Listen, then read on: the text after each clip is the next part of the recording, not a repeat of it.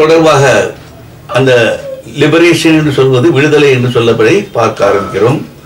ஆக நாம் எந்த பந்தத்திற்குள் கட்டுப்பட்டிருக்கிறோம் என்ற உணர்வை நாம் அந்த அறிவை ஞானத்தை பெற்றவனாக முதலில் இருக்க வேண்டும்.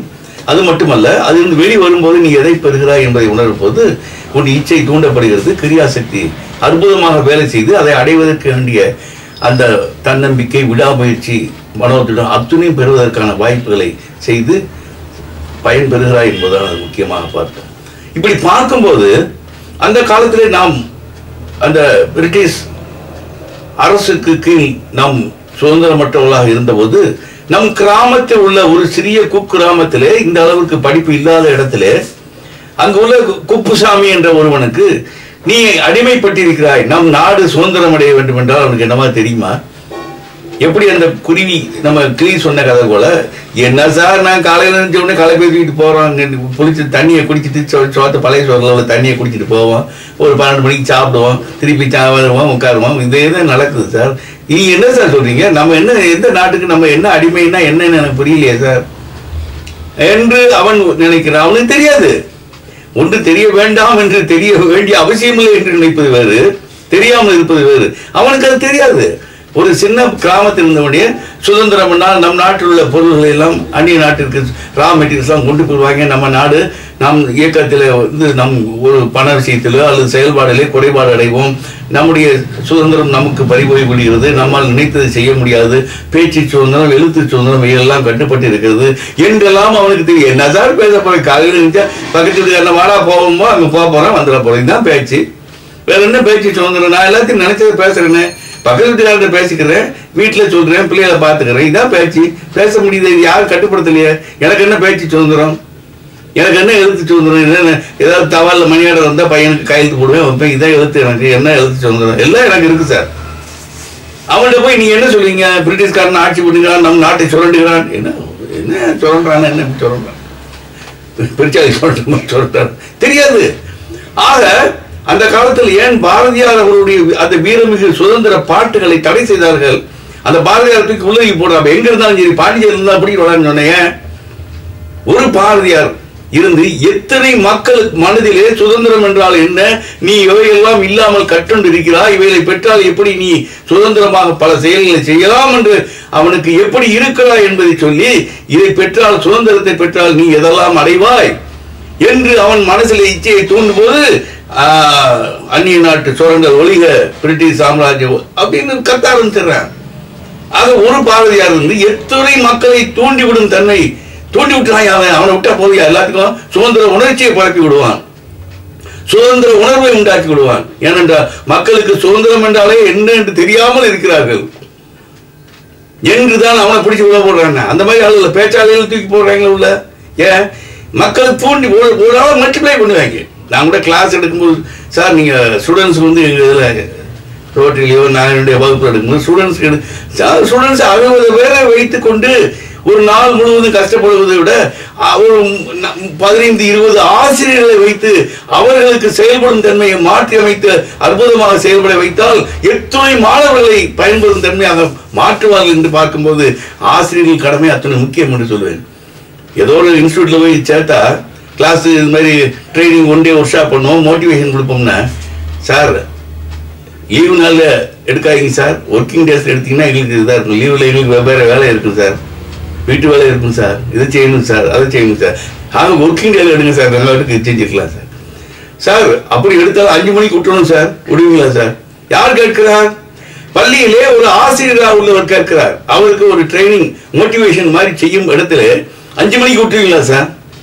அவன் எப்படி மாணவர்களுக்கு சொல்லிக் கொடுப்பான்? இப்படி தனக்கே இருந்தான்னா, நீ நன்றாக இருந்து நன்றாக செயல்பட்டு மாணவர்களுக்கு எத்தனை மணி நேரம் என்றாலும் சரி அவன் அறிவு ஆற்றலை தூண்டிவிடும் தன்மை பெற்றவனாக இருக்க வேண்டும் என்ற பதிவை உண்டாக்குவதற்காக நடத்தப்படும் அந்த செயலுக்கு 5 மணிக்கு முடிச்சுவீங்களா சார்? கிடையாது. பார்த்து என்ன அர்த்தம்? எங்க வகுப்புல வந்தாங்கன்னு சரி, now close the door, all the outside world, the feelings and everything is being cut, you are alone and you are sitting in the room. கடியாரம் நின்று விட்டது, பெண்டுலத்தில் எழுதாண்டுவேன். கடியாரம் நின்று விட்டது என்றால் எத்தனை மணி நேரம் நீ இருக்கிறாய் என்பது தெரியாமல், அந்த போன ஒரு வகுப்புல ஒருவருக்கு 1 மணி என்றாலே பசி பிடிங்கிருமா, அப்படி கெட் இரிட்டேஷன். அன்று வகுப்பிலே அவர் அமர்ந்திருந்தார். அன்றைக்கு பசியே இல்லாமல் 3 மணிக்கு சார் என்ன சார் எனக்கு ஆச்சரியமா இருக்கு, இதுவரை வாழ்க்கையிலே நான் இந்த நிலையில் இருந்ததில்லை. 12:45 மணி 1 மணி ஆனாலும் கண்ணு மொழியெல்லாம் செவந்துட்டு வந்துடும், பிதுங்கி போயிடும், வச்சிருவான். இன்னைக்கு 3 மணி ஆச்சு, ஒண்ணுமே தெரியல. என்ன சார் நீங்க என்னமோ பண்ணிட்டீங்களா, மந்திரம் போட்டீங்களா, எங்களுக்கு என்ன ஒண்ணு. அவன் ஆர்வத்தோடு கவனிக்கும் அளவிற்கு என்னுடைய பேச்சிலே அவன் ஈடுபாடு கொண்டான். தன்னை மறந்தான், தன் பசியை மறந்தான். ஏனென்றால் பசி இயக்கத்திலே ரொம்ப மனசோட லிங்க் உள்ளது. உங்களுக்கு வயிறு நல்லா தெரியும், பார்த்திருக்கீங்களா?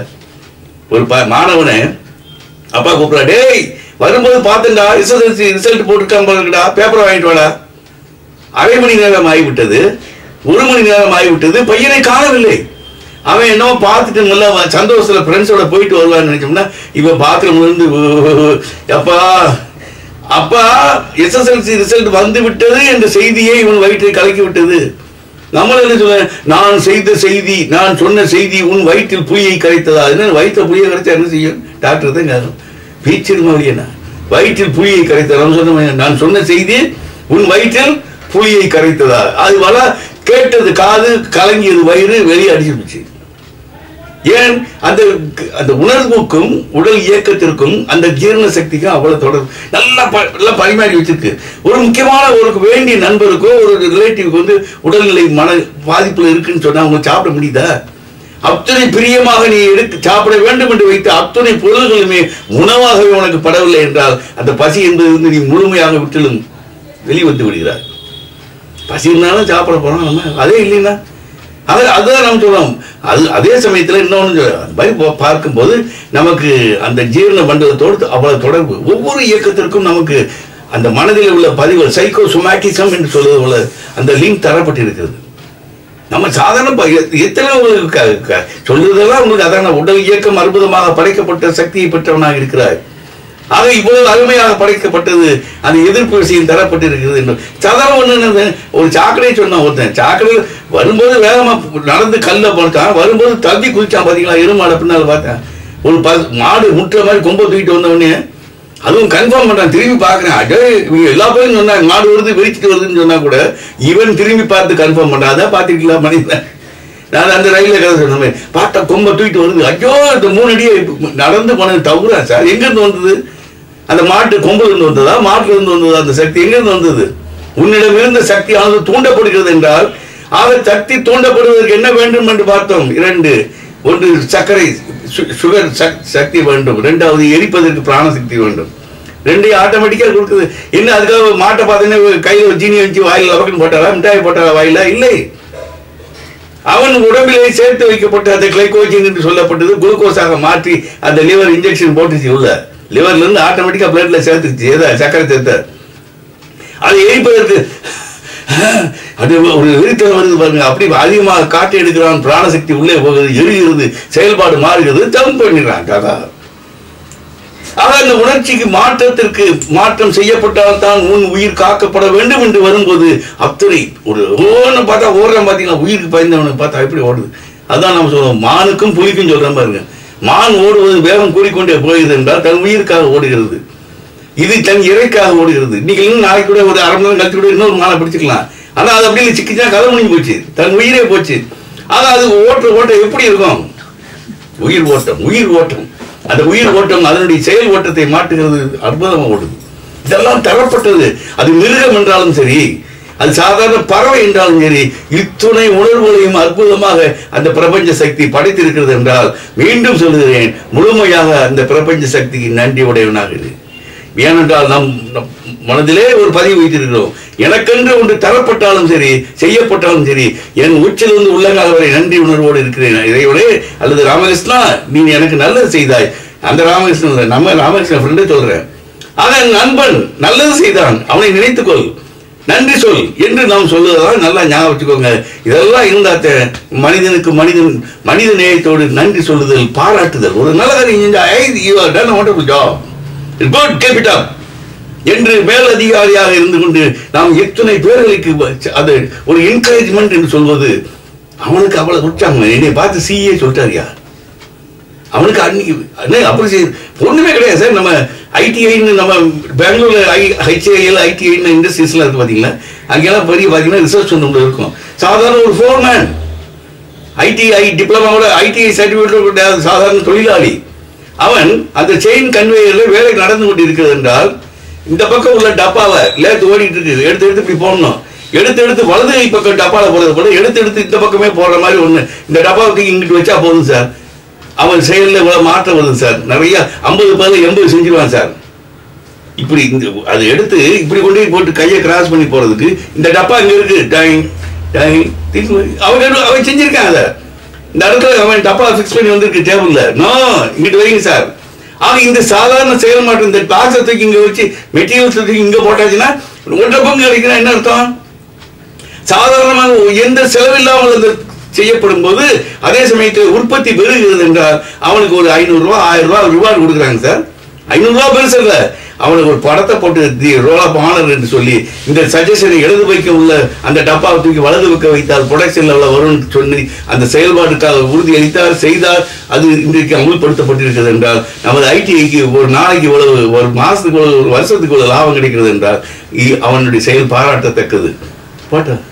பார்க்கும்போது அவனுக்கு சார் கொடுக்கப்பட்டது ரிவார்டு எவ்வளவு? 5000 ரூபாய் இருக்கும். 500 ரூபாய் எத்தனை இருட்டு போகுது சார். ஒரு பெரிய கூட்டத்திலே வைத்து மேடையிலே வைத்து அவன் செய்த செயலுக்கு பாராட்டுதல் நடக்கிறது.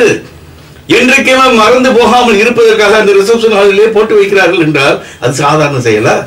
அவன் எண்ணம் தூண்டப்படுகிறது. இன்னும் நமக்கு காலில் வீக்கிறத பற்றி வச்ச ஒரு இண்டஸ்ட்ரியை பாருங்க சார், செயின் கன்வேயர் என்று சொல்லுவார்கள். செயின் கன்வேயர் அது அங்கு நடப்பது அப்படியே ஒரு டெலிஃபோனை கட்டிட்டு ஒரு டப்பா மட்டும் வரும். முதல்ல டப்பாவில் 4 ஸ்க்ரூ மாட்டோம், அது அப்படியே நகர்ந்துட்டு வரும் கன்வேயர். அந்த 4 ஸ்க்ரூ மாட்டு கீழே உள்ள பிளேட்டை மாட்டோம் வருது, அடுத்து வந்து உள்ள மிஷினை மாட்டுவேன், அடுத்து மாட்டுவேன், கடைசியாக வரும்போது முழு டெலிஃபோனை மாறிடும் அங்கங்கிருந்து வந்து. ஆக அந்த சாதாரணமாக வர டப்பா இங்கே முடிவுக்கு வர்றதுக்கு 2 மணி நேரம் ஆகும். சிங்னு ஒருத்தனா செஞ்சுக்கிட்டு இருப்பேன். அந்த ஃபேக்ட்ரியில் வேலையை பார்த்தீங்கன்னா ஆச்சரியமா இருக்கும். அந்த முதல்ல உள்ள ஆள் இருக்காங்க பார்த்தீங்கன்னா அவன் 8 மணிக்கு வந்துடுவான் ஃபேக்ட்ரிக்கு. இந்த நடுவில் உள்ளவன் 9 மணிக்கு வருவான், கடைசியில் உள்ளவன் 10 மணிக்கு வருவான். ஒவ்வொருத்தனுக்கும் 8 மணி நேரம் வேலை. அவன் காலையில் 8 மணிக்கு வந்துட்டான், அவன் 8 கூட லஞ்சம் போக மிச்சம் உள்ளது நேரத்தில் மதியம் 4 மணிக்கு 5 மணிக்கு முடிச்சிடுவான் வேலையை. கடைசி டப்பா முடிஞ்சிருச்சு, அது வந்துட்டு இருக்கு. பாதியில் வந்தவொடனே 1 மணி நேரத்தில் இந்த டப்பா முடிச்சு இவன் மாட்டிட்டான். இவன் 6 மணிக்கு முடிக்கிறான், அங்கே 7 மணிக்கு முடியுது வேலை. அவனுக்கு காலையில் ஒரு 2 மணி நேரம் தாமதமாக வருகிறான். அவன் அங்கே ஏற்றி விட்டு அந்த டப்பா பாதி டப்பா வாச்சு முழு டப்பா வெளியே போயிடுச்சு. அவன் எந்த இடத்திலுமே அன்றைக்கு வரப்பட்ட அந்த ரா மெட்டீரியல் என்று சொல்லப்பட்டது முழு உறுப்பாக மாற்றப்பட்டு அப்படி அடுத்து பேக்கிங் தான் தீர்ந்து வச்சு. எந்த இடத்துல இதுதான் இன்வென்ட்ரி கண்ட்ரோல் சொல்லுது. எந்த இடத்துலையும் அங்கிட்டு பார்த்தீங்கன்னா சைக்கிள் ஹேண்டில் பாரா நிற்கும், அங்கிட்டு பார்த்தா டயரா நிற்கும், நிற்காது. அவன் சைக்கிளை மாட்டுறது முதல்ல பிரேமை மாட்டுவான், அடுத்து மாட்டுவான், அங்கே சைக்கிளாக மாறிடும். அதுதான் முக்கியம். அப்போ எந்த மெட்டீரியல் அது எந்த பொருள் என்றைக்குமே அந்த வேலையை முடித்து 5-6 மணிக்கு போய் சைரன் அடிச்சாச்சுன்னா அங்கே ரா மெட்டீரியலாக எதுவுமே இருக்க, டேபிள் சுத்தமாக இருக்கும். எல்லாம் வந்ததெல்லாம் பொருளாக மாறிடுச்சு, பேக் பண்ண வேண்டியதுதான். இது ஒரு சிஸ்டம் வச்சுருக்காங்க. அது நம்ம டைமிங் மாற்றம் எல்லோரும் ஒரே நேரத்தில் தான் வர ஒன்று கொடியை பிடிச்சுவாங்க. அதுதான் என்ன பண்ணாங்க இந்த ஒசூர்லாம் பார்த்தீங்கன்னா டிவிஎஸ்ல அதான் சைக்காலஜி. டிவிஎஸ்ல வந்து ஸ்டாண்டு தனியாக இருக்கும், டிவிஎஸ் ஓயிலுக்கு மட்டும் இருக்கும்.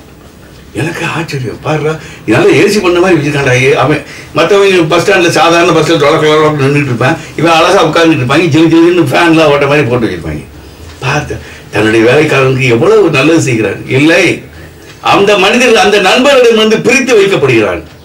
ஏன் அவன்கிட்ட உள்ள இந்த சொல்ற மாதிரி என்ன வேலை 8 மணி நேரம் வேலை 20 போனஸ் 50 போனஸ் எனக்கு யாரும் ஒன்று அவனை பதிய வச்சாச்சுன்னா இவனுக்கு அதே சிந்தனையில் நம் அமைப்பு என்ன செய்கிறது என்று பார்க்காமல் அந்த அமைப்பில் என்ன இருக்குது, எனக்கு அது வேணும் இது வேணும் கலந்து அவர் தனியா பிரிக்கலாம்.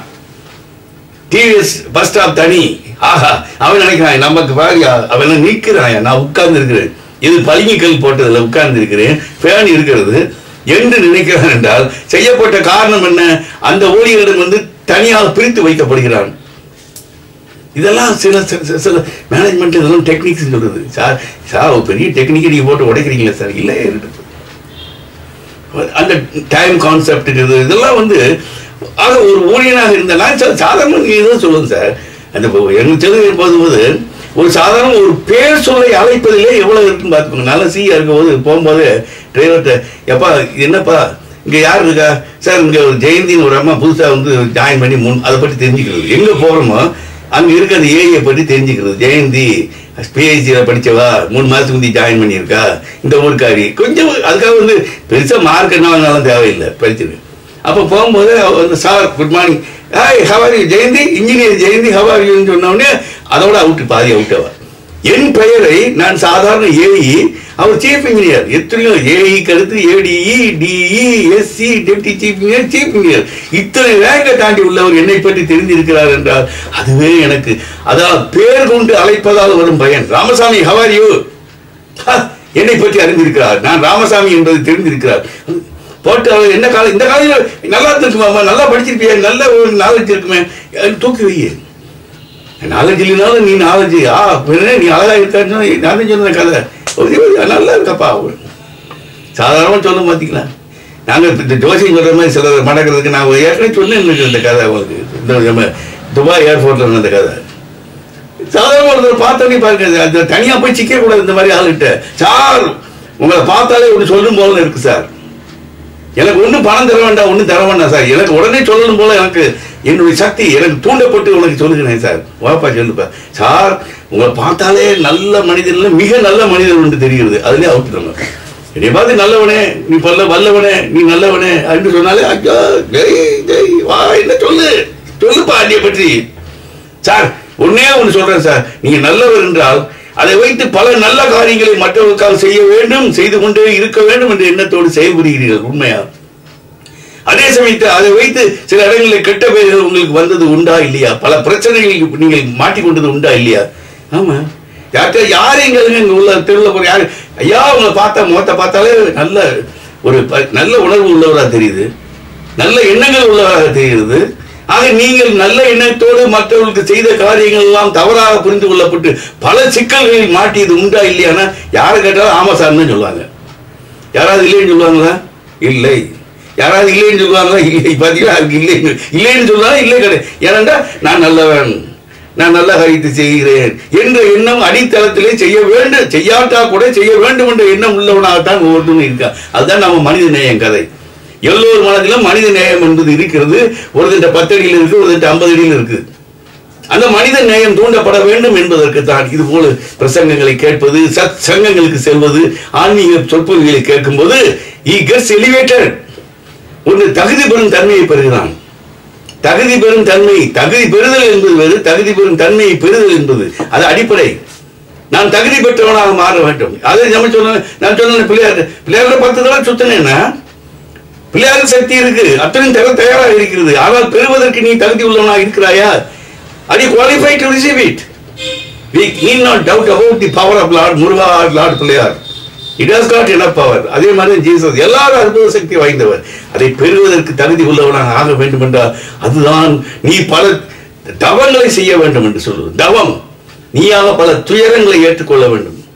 ஆக நீ துயரங்களை நீயாக ஏற்றுக்கொண்டால் அது துயரமே கிடையாது, அவுட் அடிவிட்டு போச்சு. நான் சொல்றேன் துயரம் என்பது என்ன, அது துயரத்துடைய இதை என்ன சொல்றோம், நம்ம ஒரு கதை நல்ல கதை குட்டி குட்டி கதை எல்லாம் படிச்சதை ஒருத்தன்ட்டு பல வருடங்கள் 5 வருஷமா என் மனசுல ஒரு துயரம் எங்கின்னு அரைச்சிக்கிட்டே இருக்கு. நல்லா பேசுவேன் ஜெயலலிதா, ஆனால் உள்ளுக்குள்ள அரைச்சிக்கிட்டே இருக்கும். அவன்கிட்ட ஒரு 2 வருஷத்துக்கு முன்னாடி ஒரு துயரம் வந்தது. அந்த துயரம் வெளியே போகுது, நான் போறேன். இவர் கேட்கிற கிறுக்கு துயரமே, இந்த ஆளை 5 வருஷமா நான் பிடிச்சு வச்சிருக்கேன், நொய் அரைச்சிக்கிட்டே இருக்கேன். அவனுக்கும் தெரியும் துயரத்துல மாட்டிருக்கேன், நீ வெளியே வர முடியுமா, அப்படியே வச்சு துயரப்பட்டுட்டே இருக்கானே. நீங்க 2 வருஷம் இல்லாம வெளியே போறிய, அசிங்கமா இல்லை உனக்கு என்று சொன்ன. அது சொல்லுது நீ துயரத்தை அவன் துயரமா நினைச்சுக்கிட்டே இருக்க வரைக்கும் இருந்து துயரம் கொடுத்துட்டே இருக்க. உன் அடிப்படை வேலை என்ன? துயரம் தருவது செய்து கொண்டே இருக்கிறாய். என்னால் அந்த வேலையை செய்ய முடியவில்லை. துயரமாகிய நான் அவனுக்கு துயரம் தர வேண்டும் என்ற அடிப்படை வேலையை என்னால் செய்ய முடியவில்லை. ஏனென்றால் அவன் துயரத்தையே இன்பமாக மாற்றும் தன்மையை பெற்று விட்டான். அதை தவமாக ஏற்றுக்கொள்கிறான். அந்த செய்யப்படும் அந்த துயரத்தைக்கு வழிவகுப்பதை தவமாக ஏற்றுக்கொள்ளும் போது அதை அவன் துன்பமாக, எனக்கு வேலை இல்லை, அது துன்பமாகிய எனக்கு அடிப்படை அவனுக்கு துன்பம் தர வேண்டும், மன அமைதியின்மையை தர வேண்டும், செயல்படும் தன்மையை மாற்றி அமைக்க வேண்டும் என்ற எண்ணமே செயலாக்கம் செய்ய முடியவில்லை. நான் வெளியே போகிறேன் என்றது. ஆக நீ துயரத்தை கண்டு அஞ்சாதே, துயரத்தை எதிர்கொண்டு கொள். அல்லது துயரமே உனக்கு தரப்பட்ட வரப்பிரசாதமாக ஏற்றுக்கொள். சித்த சுத்திக்காக என் மனதிலே ஒரு தைரியம், மனோதைரியம், மனோதிடம் வருவதற்காக தரப்பட்ட காரியங்கள் என்று எடுத்துக்கொண்டு அதை பக்குவமாக கையாள கற்றுக்கொண்டால் உனக்கு அந்த துயரமே துயரம் இல்லாமல் போய்விடும் என்பதுதான் தன்மை. நாங்கள் துயரமற்ற வாழ்க்கை என்று சொல்வது, துயரமற்ற வாழ்க்கை எங்கே கிடைக்கும்? ஒரு இடத்துல கிடைக்காது. துயர வார்த்தை செய்யும். How to take it in your heart. உள் மனதில் அதை எப்படி எடுத்துக்கொண்டு செயல்படுத்தால் அந்த துயரமே மாறி அமைக்கப்படும் என்பதுதான் இந்த உண்மை. தத்துவ உண்மை புரிந்து கொள்ளுங்கள். இப்படி ஒவ்வொரு தத்துவத்தை வைத்து நாம் செயல் மாற்றம் செய்து வாழ்க்கையிலே துயரமற்ற வாழ்க்கைக்கு திரும்பி செல்வோம் என்று உறுதி சொல்லிட்டு நாம் பாடத்தை ஒன்றொன்றாக பார்ப்போம். நன்றி, வணக்கம்.